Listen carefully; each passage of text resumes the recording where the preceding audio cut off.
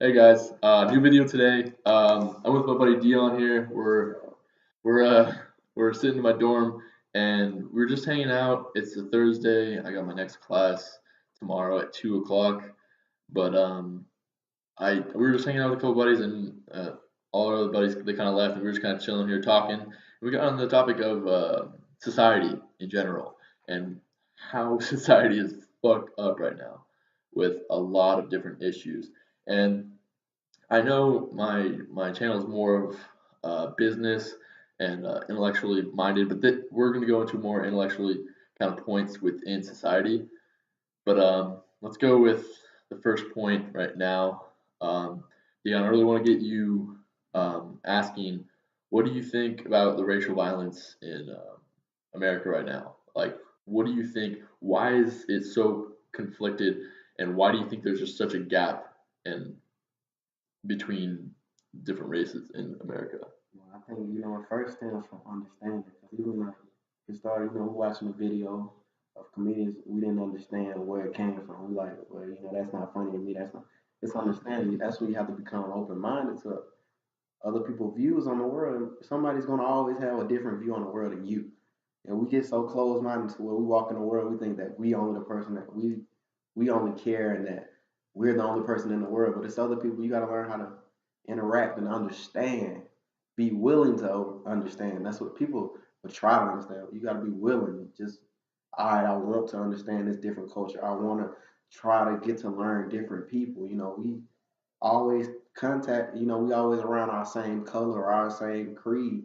So we don't understand what the people over there, talking about. We don't understand of black and white. If we only hanging out with white people, There's a lot of misunderstanding going on yeah, right it's now. misunderstanding. That's what I think. We don't understand each other. We don't get where we coming from. And I think like one thing about it, say if a black person yell out of cry help, oh, they always whining about something. But I mean, it's the truth going on in our society, but in y'all, and say in a white person's land, you don't see what we see.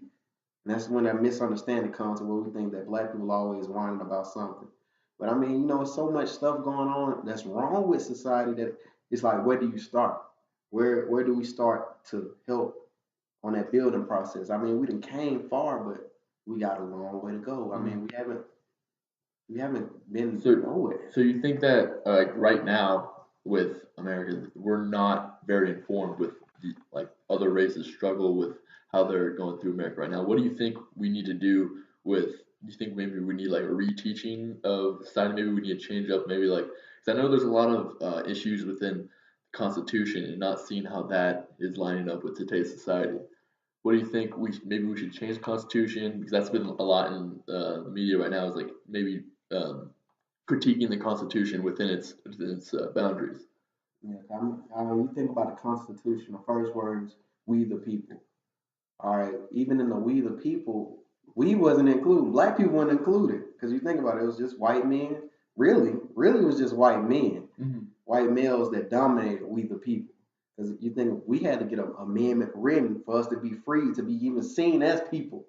We was property. We came in this country as property, and that same we the people was written as while we were property. So okay, we changed And that. just up until now, like we've been really seeing like in like the 2000s and the 90s, like just really recently, like black people have been really getting their freedom. You know, like with what you were saying before, not even. Let's just go on a little just tangent topic right now. Sorry to cut you off, but just on a tangent, nobody even knows about what you were saying earlier. The what was it? Black Wall Street. Black Wall Street. Would you like to explain that a little bit? Yeah, it was like, it's predominantly black. Tulsa, Oklahoma, you had where the money changed about 32 times between black hands before it left the community or it left into anybody else's hands or in white community.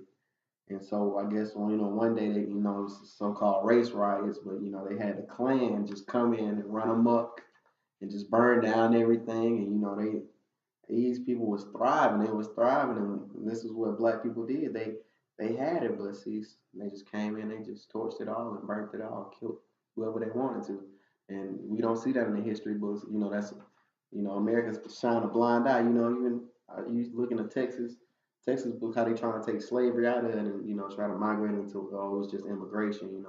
They're trying to tie that together, we have to face the facts and understand that okay, it happened, and we're going to keep talking about it because that's our past.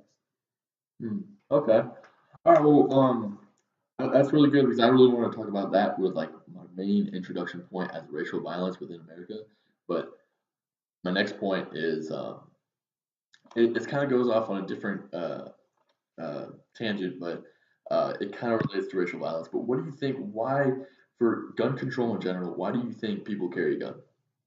Power make you Power. feel stronger and makes you feel like you could take somebody's life. You have the power to take somebody's life in your pocket or in your in your holster.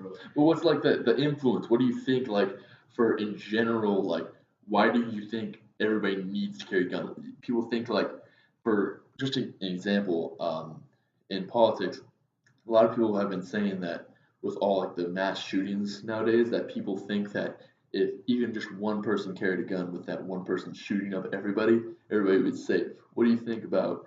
Would that be a viable kind of resolution to fixing that problem? Just one person carrying a gun to take out the guy that's trying to do the mass shooting. Well, if that one person had a gun, how much more easy will it be for that person that's looking to do trouble to carry a gun? And how much more easy if we say, all right, we can carry a gun everywhere. All Yeah, right, so who we gonna know is the bad guy? If everybody have a gun, we can't determine. They say people gonna be lost in the fight for freedom, or in a fight. Wars are gonna have casualties, but who do we denounce to say, hey, that's the bad guy? If everybody got a gun, okay, somebody still gets shot. What did we win? 2 lives lost, 30 lives lost. But I mean, it yeah, really stems to where you come to the people like, all right, why are they doing this? Why are they coming to America and bombing us up? Why are they coming to shoot us? These rational people, people are coming in people's minds, are coming to these little children and little kids and young adults. They coming in to say, all right, America took your stuff. America, they did this, they did that, and they say, well, if you go kill them, you can get 100 virgins or something. It stems from something. Somebody crazy over there telling them all this. But it comes to perception about all right in their land, they understand that's just like we perceive things different. Okay, mhm.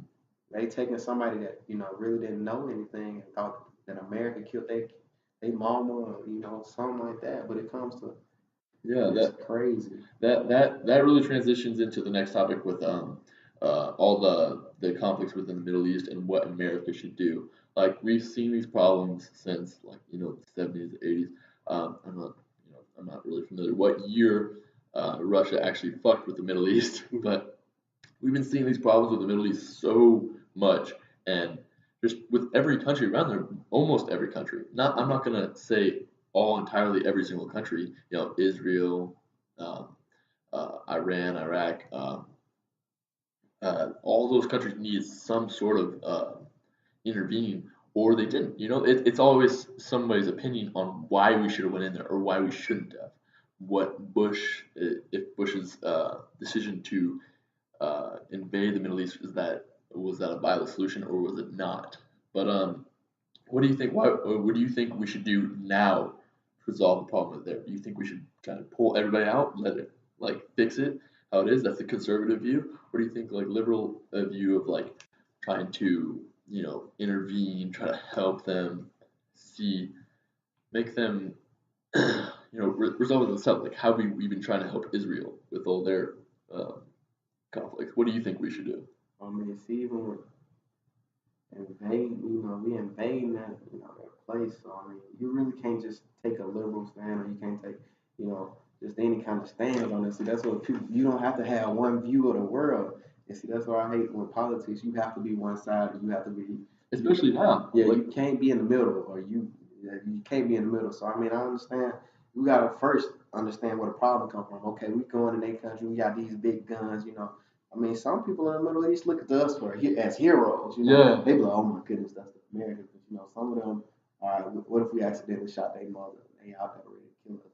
You think about it, they sending little kids out here, 9 and 10-year-old with machine guns, strapping them with machine guns. Okay, what do we do to start that? What have we done? So I mean, it comes to where sooner or later, the world gonna have to sit down as big grown men and grown women and say, "Hey, mhm, this is we need to solve this and we need to solve that. We should be over a table talking about stuff, wondering. That's true. Like we need to figure out what we need to do. But the Middle East is such a controversial topic. There, in politics in general, especially now with the election coming up, we have the two sides. Hey, what's up, dog? Just filming a video for YouTube. If you wanna get a little cameo. Yeah. That's my roommate. Cool. But uh, but yeah, what was I saying? Oh yeah, politics in general. We have two sides, the two polar extremes. There's no way for us to choose the middle. When it comes down to the election, I believe that no other politic has a chance besides Hillary Clinton or Donald Trump. There's the two sides. Some people say they feel the burn, but honestly, I don't see any chance of him getting in there. There might be a slim chance, but I think Hillary Clinton has a Democratic and Donald Trump has a Republican. And that I think I don't want to vote because personally I don't have any choice on either one. I don't see a relative to either polar extreme. But personally, I don't know what to do in the Middle East. I don't know what to do with the racial issues. When I was talking with you, Deon, at the end of tonight, I was getting really into this conversation because I really like knowing about new. I'm very open minded into like new issues. Yeah, You I, know? I was gonna add on to the thing about the Middle East. I was like, Go for it. I was okay. I want to know why we in other countries we can't even, but we still denote our own country. We still, kind of shun on our own country and our own faults. We over here, telling that these people doing wrong, these people doing wrong, but we don't even look to our own country to say you're doing wrong. Like we don't point the finger at ourselves. We don't be like, all right, we have to fix America. Yeah. Next question don't get but we in other countries, saying, hey, you need to do this, you need to do that. We don't ever look, okay, big businesses. Why all laws, why we doing all this with big businesses and why are people getting mass incarcerated in like one of the so-called best countries in the world? Why are we locking people up at a more alarming rate than any other country in the world? Yeah. What's going on in our country that makes it making this, it's come down to we have to fix our problems before we go into another country and say y'all doing wrong. Exactly. But I think that's where we're gonna wrap it up tonight. I think that it was a great talk with you. I'm glad that you opened my mind on some things that I didn't even know about Black Wall Street. I had no idea what that was. When you did that, I looked it up and it was actually crazy. What I found, if you want to see it, look it up for yourself. There's some crazy facts. But right now, obviously these are all opinions. Nobody just go out on a hunt for us in the comment section. But please like, favorite, subscribe, comment on nicely, please. But if you don't, I'll delete it. But that's all it has to do. But thank you, and see you guys in the next video.